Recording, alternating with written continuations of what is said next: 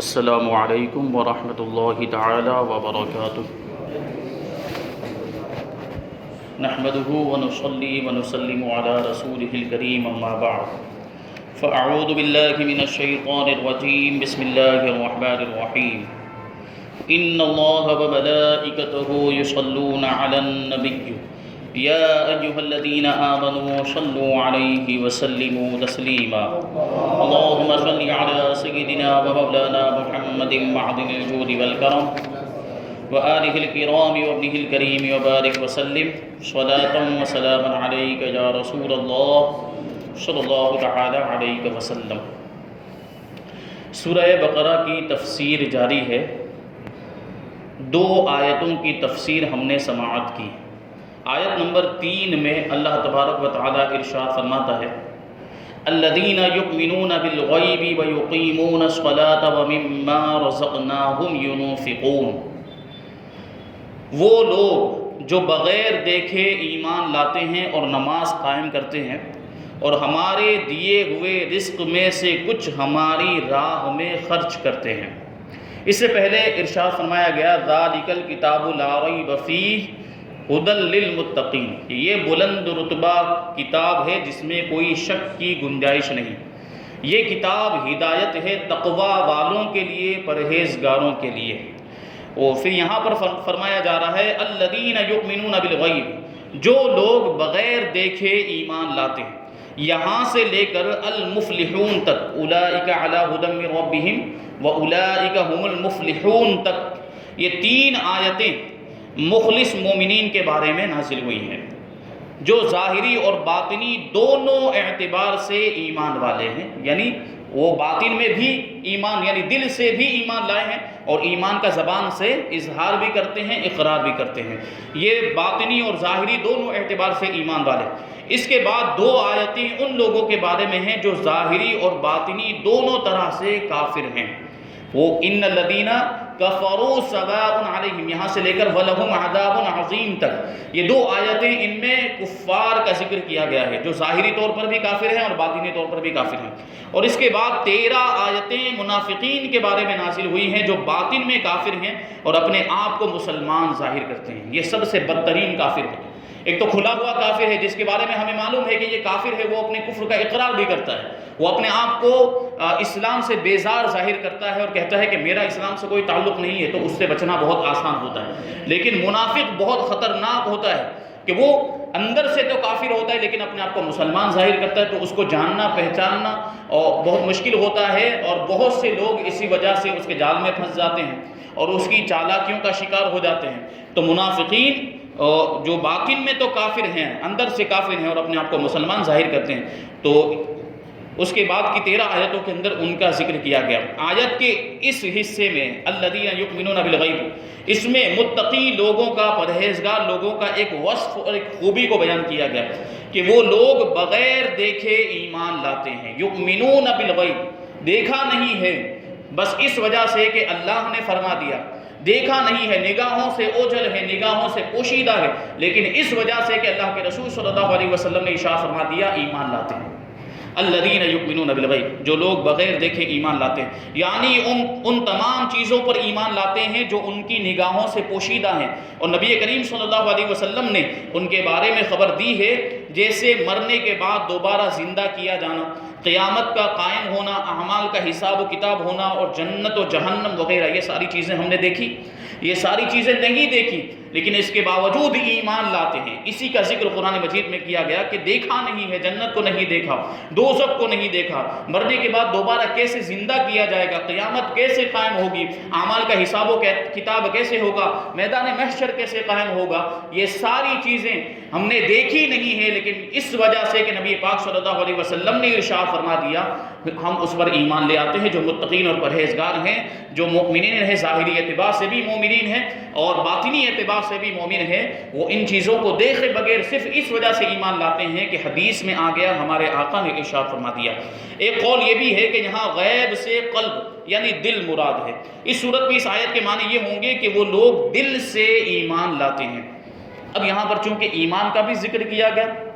اور غیب کا بھی ذکر کیا گیا۔ اس وجہ سے اس کے بارے میں چند باتیں اور بیان کرتے ہیں کہ اس آیت میں ایمان اور غیب کا ذکر ہوا، اس لیے چند باتیں اس سے تعلق رکھنے والی سماعت فرمائیں کہ ایمان اسے کہتے ہیں کہ بندہ سچے دل سے ان سب باتوں کی تصدیق کرے، یعنی ان سب باتوں کو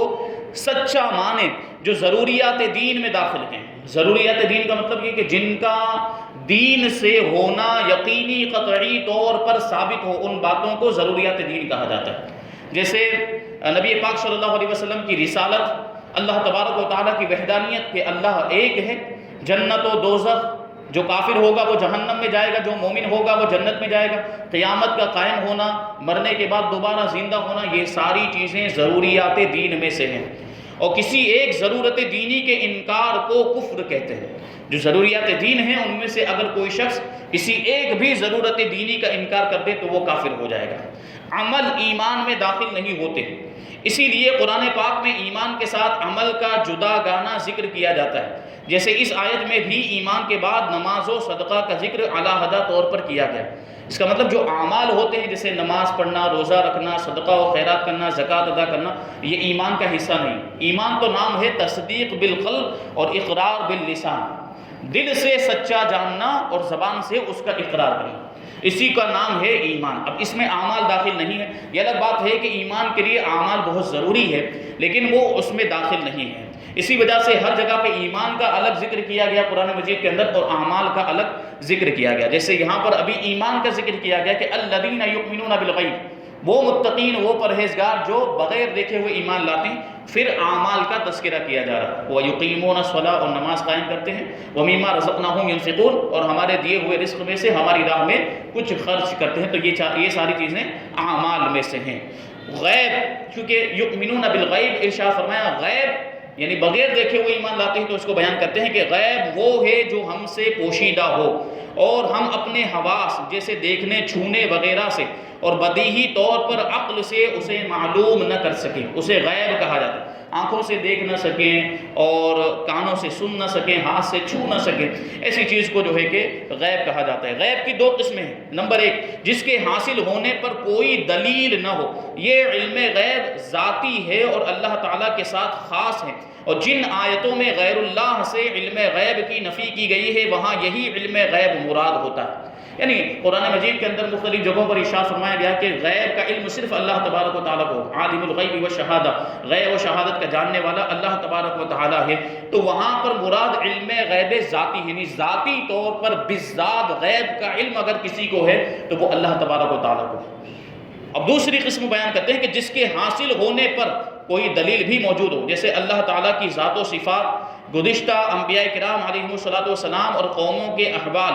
نیز قیامت میں ہونے والے واقعات وغیرہ کا علم، یہ سب اللہ تعالیٰ کے بتانے سے معلوم ہے، اور جہاں بھی غیر اللہ کے لیے غیب کی معلومات کا ثبوت ہے وہاں اللہ تعالیٰ کے بتانے ہی سے ہوتا ہے۔ جیسے نبی کریم صلی اللہ علیہ وسلم نے قیامت تک ہونے والے سارے واقعات کو بیان کر دیے، قیامت کی نشانیوں کو بیان کر دیا جو مستقبل میں ہونے والی تھی، جو اس وقت جب نبی کریم صلی اللہ علیہ وسلم ارشاد فرما رہے تھے جب سامنے موجود نہیں تھی، لیکن جو نبی پاک صلی اللہ علیہ وسلم نے ارشاد فرمایا تھا وہ سب اب ہمیں ہوتا ہوا نظر آ رہا ہے۔ یہ غیب نہیں ہے تو اور کیا ہے۔ اسی طریقے سے نبی پاک صلی اللہ علیہ وسلم نے میدان محشر کا پورا نقشہ بیان کیا کہ وہاں پر کیا کیا ہوگا، کیسے کیسے حساب و کتاب کے معاملات ہوں گے، لوگ کیسے اپنی ذات کے معاملے میں پریشانی میں مبتلا ہوں گے، اپنے اعمال کو لیتے ہوئے کیسے کیسے، اپنے حساب و کتاب کو لیتے ہوئے کیسے پریشان ہوں گے۔ ان ساری چیزوں کو نبی پاک صلی اللہ علیہ وسلم نے بیان کیا ہے، تو یہ غیب ہے۔ یہ جو غیب ہوتا ہے جو اللہ تبارک و تعالیٰ اپنے محبوب بندوں کو، مقبول بندوں کو، انبیاء کرام کو اور اولیاء کرام کو عطا فرماتا ہے، یہ علم غیب عطائی ہے۔ اور ہم جو غیر اللہ کے لیے یعنی انبیاء کرام کے لیے اور اولیاء کرام کے لیے علم غیب مانتے ہیں، وہ علم غیب عطائی ہی مانتے ہیں، اللہ کی عطا سے۔ ان کو جو بھی غیب کی معلومات ہے وہ اللہ تبارک و تعالیٰ نے ان کو عطا فرمائی ہے، اور جہاں نفی ہے قرآن کی آیتوں کے اندر کہ علم غیب صرف اللہ تبارک و تعالیٰ کے پاس ہے، تو وہاں علم غیب ذاتی مراد ہے۔ یہ دو قسم ہیں، علم غیب ذاتی اور علم غیب عطائی۔ علم غیب ذاتی کا مطلب یہ ہے کہ جو کسی کا دیا ہوا نہ ہو، بذات خود ہو، یہ اللہ تبارک و تعالیٰ کے لیے صرف ثابت ہے۔ اور ایک ہے علم غیب عطائی، جو اللہ تبارک و تعالیٰ کی عطا سے ہو، اللہ تبارک و تعالیٰ نے عطا فرمایا ہو، تو یہ ہم انبیاء کرام اور اولیاء کرام کے لیے مانتے ہیں۔ اللہ تعالیٰ کے بتائے بغیر کسی کے لیے ایک ذرے کا علم غیب ماننا قطعی کفر ہے، یہ ہمارا عقیدہ۔ علم غیب ذاتی اللہ تعالیٰ کے ساتھ خاص ہے۔ اگر اللہ تعالیٰ کے بتائے بغیر کسی کے لیے بھی اللہ کے علاوہ اگر ہم ایک ذرے کا علم غیب بھی ذاتی طور پر مان لیں تو جو ماننے والا ہے وہ کافر ہو جائے گا۔ اللہ تعالیٰ اپنے مقرب بندوں جیسے انبیاء کرام علیہم الصلوۃ والسلام اور اولیاء اعظام رحمۃ اللہ تعالیٰ علیہم پر غیب کے دروازے کھول دیتا ہے، جیسا کہ خود قرآن و حدیث کے اندر اس کا ثبوت موجود ہے۔ اور اس موضوع پر مزید کلام سورہ آل عمران کی آیت نمبر 179 کی تفسیر میں مذکور ہے انشاءاللہ تبارک و تعالیٰ۔ جب وہ سورہ آل عمران کی وہ آیت آئے گی تو وہاں پر تفصیل سے بیان کیا جائے گا کہ اللہ تبارک و تعالیٰ اپنے مقرب بندوں کو کیسے کیسے علم غیب عطا فرماتا ہے۔ آگے اللہ تبارک و تعالیٰ ارشاد فرماتا ہے وَيُقِيمُونَ الصَّلَاةَ، اور نماز قائم کرتے ہیں۔ آیت کے اس حصے میں متقی لوگوں کا دوسرا وصف اور دوسری خوبی کو بیان کیا گیا ہے کہ وہ نماز قائم کرتے ہیں۔ نماز قائم کرنے سے مراد یہ ہے کہ نماز کے ظاہری اور باطنی حقوق کو ادا کرتے ہوئے نماز پڑھی جائے۔ اور نماز کے ظاہری حقوق یہ ہے کہ ہمیشہ ٹھیک وقت پر پابندی کے ساتھ نماز پڑھی جائے۔ اللہ تبارک و تعالیٰ نے قرآن مجید میں ارشاد فرمایا کہ ان الصلاۃ کانت علی المؤمنین کتابا موقوتا، کہ مومنین پر یہ جو نماز ہے یہ وقت باندھا ہوا فرض ہے، یعنی نماز کے لیے وقت مقرر کیا گیا۔ جیسے فجر کی نماز کے لیے ایک وقت مقرر ہے، اسی میں ادا کی جا سکتی ہے۔ ظہر کا ایک وقت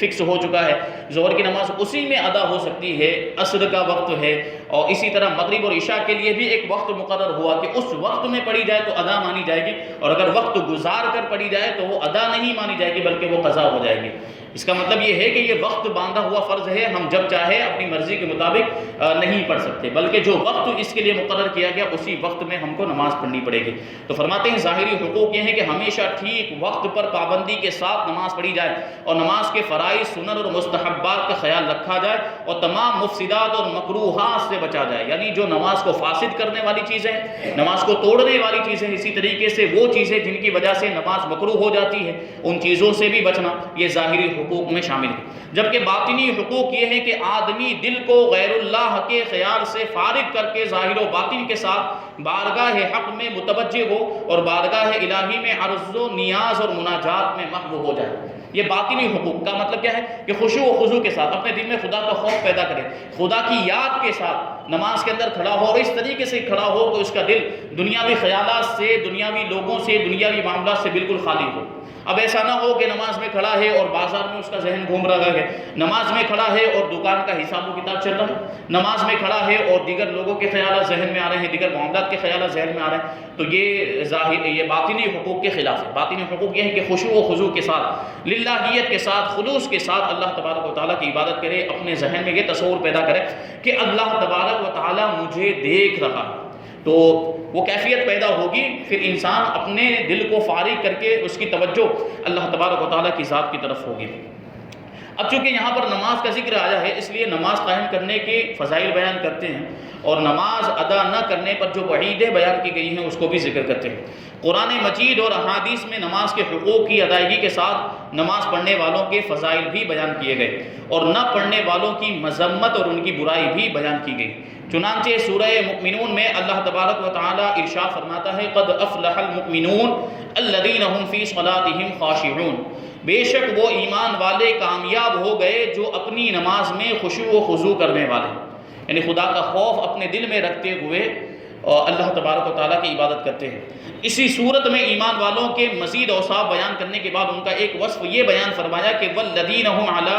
صلواتهم یحافظون، اور وہ جو اپنی نمازوں کی حفاظت کرتے ہیں، یعنی اپنی نمازوں کی پابندی کرتے ہیں، وقت پر ادا کرتے ہیں، فرائض، واجبات، سنتیں اور مستحبات سب ادا کرتے ہیں، مفسدات سے بچتے ہیں، نماز کو توڑنے والی چیزوں سے اور مکروہات سے بچتے ہیں، اسی طریقے سے باطنی حقوق کو بھی ادا کرتے ہیں، ان کی خوبیوں کو یہاں پر بیان کیا گیا۔ اور ان اوصاف کے حامل ایمان والوں کے بارے میں ارشاد فرمایا کہ اولئک هم الوارثون الذین یرثون الفردوس هم فیہا خالدون، کہ اوپر بیان کیے ہوئے اوصاف کے مطابق جو نماز ادا کرتا ہے یہی لوگ وارث ہیں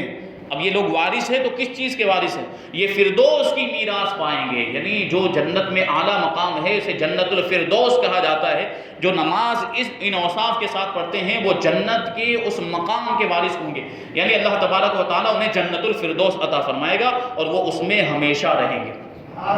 تو ان اوصاف کے ساتھ نماز پڑھنی چاہیے۔ اب آگے فرماتے ہیں کہ نماز میں سستی کرنے والوں اور نمازوں کو ضائع کرنے والوں کے بارے میں اللہ تبارک و تعالیٰ ارشاد فرماتا ہے، ان الذین یخادعون اللہ وهو خادعهم واذا قاموا الى الصلاة قاموا کسالى یراؤون الناس ولا یذکرون اللہ الا قلیلا۔ بے شک منافق لوگ اپنے گمان میں اللہ کو فریب دینا چاہتے ہیں، اللہ کو دھوکہ دینا چاہتے ہیں،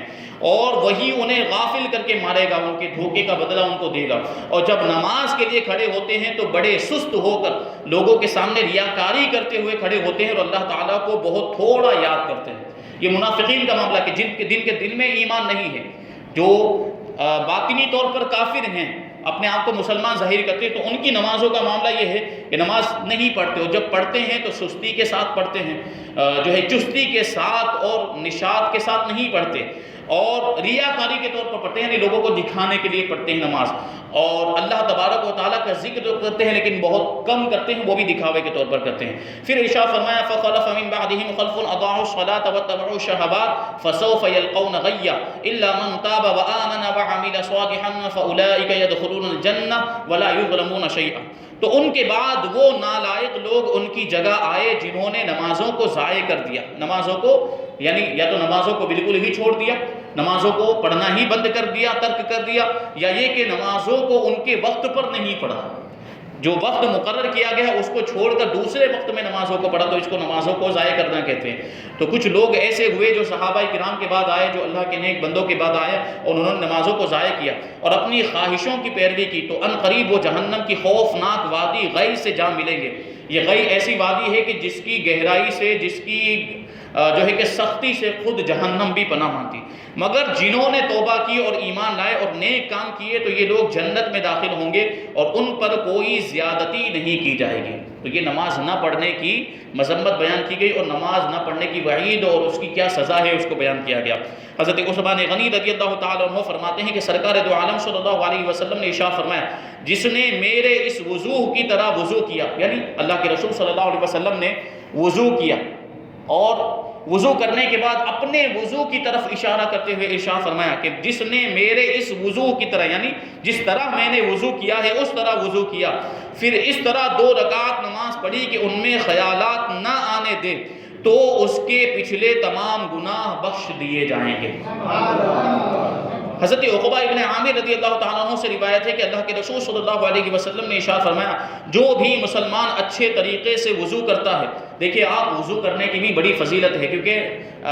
نماز کا دار و مدار وضو کے اوپر ہوتا ہے۔ اگر وضو صحیح ہے تو نماز بھی صحیح ہو جائے گی، اگر صحیح طریقے سے نماز پڑھی جائے، لیکن اگر وضو میں کوئی خامی رہ گئی، کوئی فرض چھوٹ گیا ہے تو پھر وضو ہوگا نہیں، اور جب وضو نہیں ہوا تو پھر نماز بھی نہیں ہوگی۔ اس لیے وضو کا ہمیں پورا طریقہ سیکھنا چاہیے کہ کس طریقے سے وضو کیا جاتا ہے، اس کے فرائض کیا ہیں، اس کے اندر کیا چیزیں ضروری ہیں، یہ سب باتیں ہمیں جاننا ضروری ہے۔ انشاءاللہ تبارک و تعالیٰ پھر کبھی موقع ملا تو وضو کا پورا طریقہ بیان کیا جائے گا۔ تو فرماتے ہیں کہ جو بھی مسلمان اچھے طریقے سے وضو کرتا ہے، پھر کھڑے ہو کر اس طرح 2 رکعت نماز پڑھتا ہے کہ اپنے دل اور چہرے سے متوجہ ہو کر یہ 2 رکعتیں ادا کرتا ہے، تو اس کے لیے جنت واجب ہو جاتی ہے۔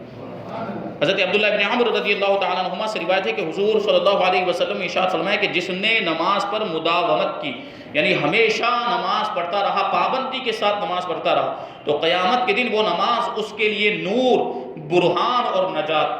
نجات ہوگی، یعنی یہی نماز اس کے لیے روشنی کا سبب بنے گی اور دلیل ہوگی، یہی نماز اس کے لیے گواہی دے گی کہ یہی وہ شخص ہے جو نمازوں کی پابندی کیا کرتا اور نجات کا ذریعہ بنے گی۔ اور جس نے نماز کی محافظت نہ کی، یعنی نماز کی پابندی نہیں کی، تو نماز اس کے لیے نہ تو نور ہے، نہ برہان ہے، نہ نجات کا ذریعہ ہے، اور وہ قیامت کے دن قارون، فرعون اور حامان اور ابی بن خلف کے ساتھ ہوگا۔ یعنی ایسا شخص جو بے نمازی ہے، یہ بدترین کفار ہیں، قارون، فرعون، حامان اور ابی بن خلف وغیرہ، ایسے لوگوں کے ساتھ بے نمازی کا حشر ہوگا، بے نمازی کو ایسے لوگوں کے ساتھ اٹھایا جائے گا۔ تو اگر ہم چاہتے ہیں کہ ہمارا حشر اچھے لوگوں کے ساتھ ہو تو ہمیں نمازوں کی کی پابندی کرنی چاہیے۔ حضرت ابو سعید خدری رضی اللہ تعالیٰ عنہ سے روایت ہے، حضور اقدس صلی اللہ علیہ وسلم نے ارشاد فرمایا کہ جس نے جان بوجھ کر نماز چھوڑی تو وہ جہنم کے اس دروازے پر اس کا نام لکھ دیا جاتا ہے جس سے وہ داخل ہوگا۔ آگے اللہ تبارک و تعالیٰ ارشاد فرماتا ہے کہ وَمِمَّا رَزَقْنَاهُمْ يُنْفِقُونَ، اور ہمارے دیے ہوئے رزق میں سے کچھ ہماری راہ میں خرچ کرتے ہیں۔ آیت کے اس حصے میں پرہیزگاروں کا تیسرا وصف بیان کیا گیا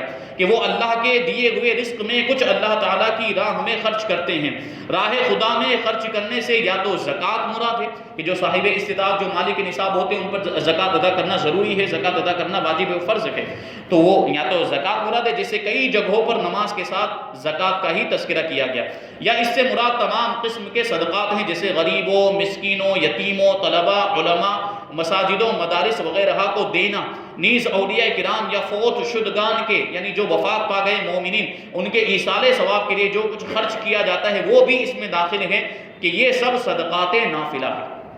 ٹھیک ہے، یعنی یا تو یہاں صدقہ واجبہ مراد ہے یعنی زکوٰۃ اور صدقہ فطر مراد ہے، یا صدقات نافلہ مراد ہے جو ہم کسی کی مدد کریں، غریب کی مدد کر دیں اور کسی حاجت مند کی ضرورت کو پورا کر دیں، کسی طالب علم کی مدد کر دیں، مسجد میں دیں یا مدرسے میں دیں، یا اولیاء کرام کے نام پر فاتحہ دلائیں، نیاز کریں، تو یہ سب صدقات نافلہ میں شامل ہے۔ آیت میں فرمایا گیا کہ جو ہمارے دیے ہوئے میں سے کچھ ہماری راہ میں خرچ کرتے ہیں، اس سے معلوم ہوا کہ راہ خدا میں مال خرچ کرنے میں ایسا نہیں ہونا چاہیے کہ اتنا زیادہ مال خرچ کر دیا جائے کہ خرچ کرنے کے بعد آدمی پچھتائے، اور نہ ہی خرچ کرنے میں کنجوسی سے کام لیا جائے، بلکہ اس میں اعتدال اور درمیانہ روی کہ بالکل بہت زیادہ بھی خرچ نہ کیے، سب کچھ خرچ نہ کر دیا جائے اور نہ ہی کنجوسی سے کام لیا جائے، یعنی درمیانی انداز ہو۔ اس چیز کی تعلیم دیتے ہوئے ایک اور مقام پر اللہ تبارک و تعالیٰ ارشاد فرماتا ہے کہ وَلَا تَجْعَلْ يَدَكَ مَغْلُولَةً إِلَىٰ عُنُقِكَ وَلَا تَبْسُطْهَا كُلَّ الْبَسْطِ فَتَقْعُدَ مَلُومًا مَحْسُورًا، اور اپنا ہاتھ اپنی گردن سے بندھا ہوا نہ رکھو اور نہ پورا کھول دو کہ پھر ملامت میں حسرت میں بیٹھے رہ جاؤ۔ اللہ کے رسول صلی اللہ علیہ وسلم کا معمول یہ تھا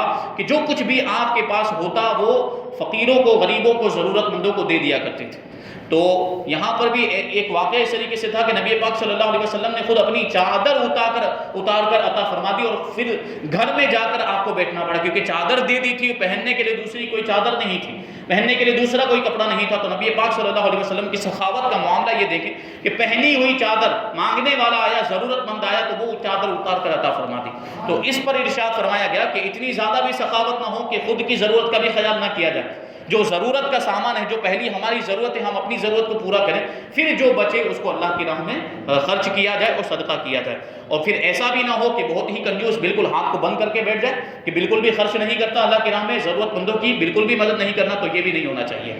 اور کامل ایمان والوں کا وصف بیان کرتے تھے اللہ تبارک و تعالیٰ ارشاد فرماتا ہے کہ والذین اذا انفقوا لم یسرفوا ولم یقتروا وکان بین ذلک قواما، اور وہ لوگ کہ جب خرچ کرتے ہیں تو نہ حد سے بڑھتے ہیں اور نہ تنگی کرتے ہیں، اور ان دونوں کے درمیان اعتدال سے رہتے ہیں۔ وہی مطلب ہے کہ نہ اس طریقے سے خرچ کیا جائے کہ پھر خود کی ضرورتوں کا بھی خیال نہ کرے اور نہ بالکل تنگی کرے، بلکہ دونوں کے درمیان ہو، نہ بہت زیادہ خرچ کرے نہ بہت ہی کم، اس کے درمیان میں رہے۔ اللہ تبارک و تعالی ہم سب کو بھی نمازیں قائم کرنے کی توفیق عطا فرمائے اور زیادہ سے زیادہ صدقات و خیرات کرنے کی، غریبوں کی، ضرورت مندوں کی مدد کرنے کی توفیق عطا فرمائے۔ وما علینا الا البلاغ۔